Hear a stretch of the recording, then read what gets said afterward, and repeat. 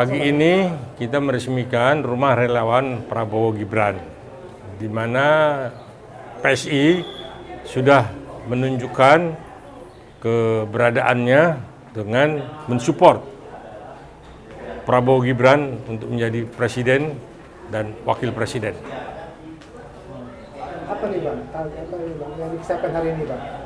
Ya, hari ini relawan semua se-Jakarta kumpul di rumah besar, ya, rumah besar yang memang difasilitasi oleh PSI.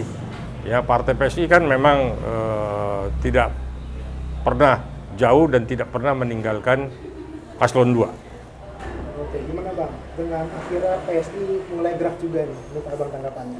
Ya, saya pikir satu hal yang kita patut puji ya, PSI sudah menunjukkan kiprahnya dan sudah bergerak cukup pesat untuk menunjukkan jati diri bahwa PSI ada di belakang Prabowo Gibran. Bang, hari ini nanti apakah Ketua PSI akan datang juga Bang? Mas Kaisang? Rencana Kaisang akan hadir pada peresmian ini dan akan memberikan sedikit pengantar dari Kaisang kepada para relawan yang setia pada Prabowo dan Gibran.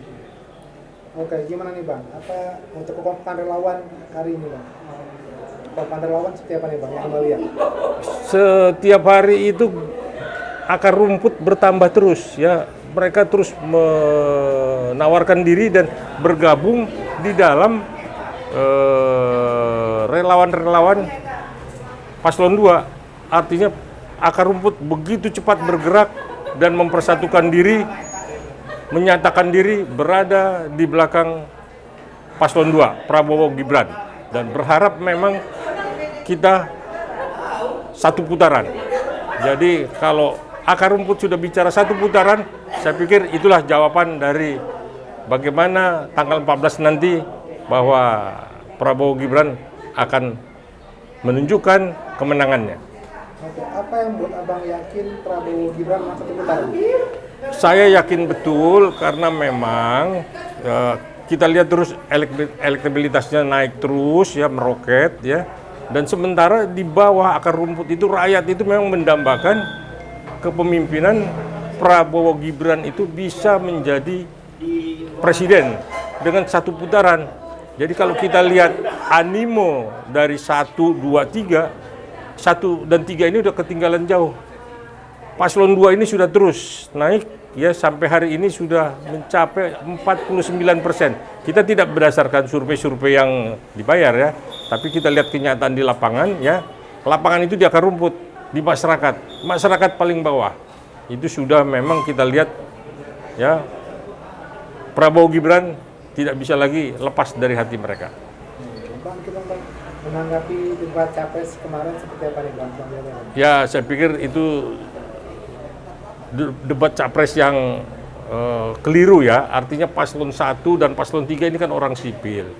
Dia menginginkan anggaran pertahanan keamanan itu untuk apa aja, Kemhan itu untuk apa aja, itu nggak boleh.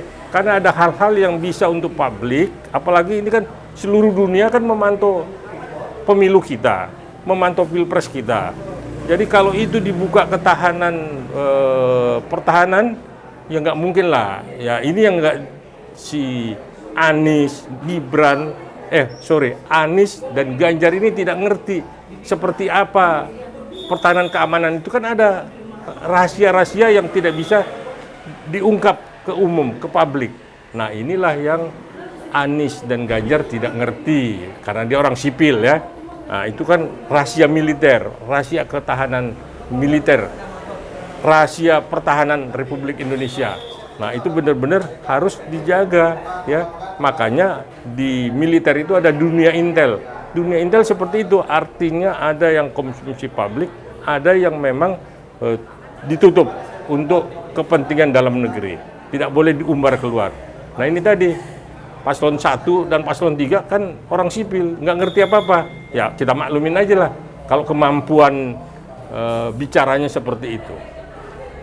Bang, kalau secara pribadi yang Abang lihat, berarti apa yang dilakukan Pak Prabowo sebagai Menhan sekarang itu udah pada jalur-jalurnya Bang, ya benar ya? Iya, Prabowo kan dalam kapasitas saat ini Ya, saat debat kemarin itu dia kan masih menjabat Kementerian Pertahanan Keamanan. Artinya ada pertahanan-pertahanan yang tidak boleh diungkap ke publik. Nah, inilah yang tadi saya bilang, Anies sipil, Ganjar sipil. Dia mau tahu, mau membuka pertahanan itu di muka umum, ya tetap dong itu dirahasiakan. Makanya saya tidak sependapat ya dengan pertanyaan-pertanyaan yang disampaikan oleh Paslon 1 dan Paslon 3. Dan saya cukup appreciate Prabowo tidak membukanya dan tidak terpancing untuk membuka itu. Saya pikir itu yang paling tepat. Bang, menurut abang, apakah ada jatuhnya dana atau biaya untuk PAN kita cukup atau tingkatkan lagi, Bang? Saya pikir dengan anggaran yang segitu kurang ya. Kalau kita lihat geopolitik di kiri di kanan itu, apalagi kekuatan dari selatan ya, itu nggak main-main. Makanya kalau anggaran segitu nggak ada apa-apanya ya. Itu untuk persenjataan alutsista juga tidak mencukupi, jauh dari cukup. Nah makanya kalau itu sampai dikritik, saya pikir itu udah pengkritiknya itu nggak ngerti apa-apa ya. Udah, you akademisi aja, you udah dagang aja, biar Kemhan itu, pertahanan itu diurus oleh militer. Berarti terakhir apa yang dipaparkan Pak Prabowo itu yang sesuai ya Bang ya, jalur kemarin Bang ya? Ya, memang tepat. Prabowo itu tidak mau ungkap itu ya, dan itu memang harus ditutup. Karena itu ketahanan dalam negeri ya, ketahanan Republik Indonesia harus dirahasiakan. Tidak semua diumbar ya. Kan bagaimana kita lihat kekuatan militer kita kan. Nah, itulah yang memang tadi saya bilang ya di awal, seorang sipil ya, satu sipil, yang satu juga akademisi yang nggak ngerti apa-apa. Dia taunya bagaimana menyerang pribadi. Itu kan udah masuk ke serangan pribadi. Itu yang tidak mendidik. Seharusnya program misi lah yang dikritik ya, bukan anggaran yang dikorek-korek. Jadi udah salah kaprah. Saya pikir itu kan proses anggaran melalui Komisi 1. Dimulai dari Senayan semua. Tidak ada kucuk-kucuk ngucur. Dan itu juga dipertanggungjawabkan tempo hari hearing di Komisi 1. Jadi ya kita maklumin kalau Paslon 1 dan Paslon 3 tidak ngerti masalah pertahanan keamanan. Bang, harapan doa Bang untuk acara kali ini dan untuk pemilihan Capres. Ya, kita berharap ya demokrasi ini tetap berjalan, pilpresnya jurdil ya, kita udah lihat memang kalau ada yang kritik sana kritik sini udah biasa lah itu ya. Namanya juga dia kepentingan partainya, kepentingan paslonnya. Jadi kalau Paslon 2 tetap menghargai KPU, Bawaslu ya untuk ini tetap komit, jurdil, dan tidak ada tekanan-tekanan. Saya pikir itu intinya. Jangan lupa ya di subscribe dan nyalakan lonceng notifikasinya.